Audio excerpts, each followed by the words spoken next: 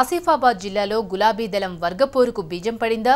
MP ఎన్నికల్లో polling శాతం తగ్గడంతో కారుకు బ్రేకులు పడనున్నాయా? మాజీ ఎమ్మెల్యే కోవా లక్ష్మిని జెడ్పీ చైర్పర్సన్ అభ్యర్థిగా ప్రకటించడం పార్టీలో ఎలాంటి పరిణామాలకు దారితీయనుంది? మాజీ ఎమ్మెల్యే వర్గాలు ఒక్కటిగా ముందుకు కదలడం సాధ్యమేనా? Let's watch.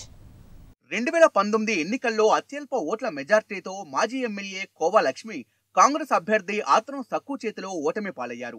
అయితే తర్వాత ఆత్రం సక్కు కాంగ్రెస్ ను వీడి టీఆర్ఎస్ లోకి రావడంతో లక్ష్మి వర్గానికి షాక్ తగిలింది. అదే తరుణంలో ఎంపీ ఎన్నికలు రావడంతో కొత్తగా పార్టీలోకి వచ్చిన ఎమ్మెల్యే ఆత్రం సక్కుతో కోవా వర్గం అంటి ముట్టనట్లుగానే వ్యవహరించారు. అయితే సీఎం కేసీఆర్ కోవా లక్ష్మికి జెడ్పీ చైర్పర్సన్ అవకాశాన్ని కల్పించడంతో కోవా వర్గంలో మళ్లీ ఆశలు చిగురించాయి. కాగా కోవా లక్ష్మి వ్యతిరేక వర్గం ఆమెతో నడిచేందుకు సిద్ధంగా లేనట్లు తెలుస్తోంది. ఉమ్మడి ఆదిలాబాద్ లో విజయం ఖాయం అనుకున్నప్పటికీ ఆసిఫాబాద్ నియోజకవర్గంలో పరిస్థితి అందుకు భిన్నంగా మారింది. కోవా లక్ష్మి గెలిస్తే మహిళా కోటాలో మంత్రి పదవి దక్కుతుందనే అక్కసుతోనే తనను ఓటమి పాలయ్యేలా చేశారని కొందరు నేతలు చర్చించుకుంటున్నారు.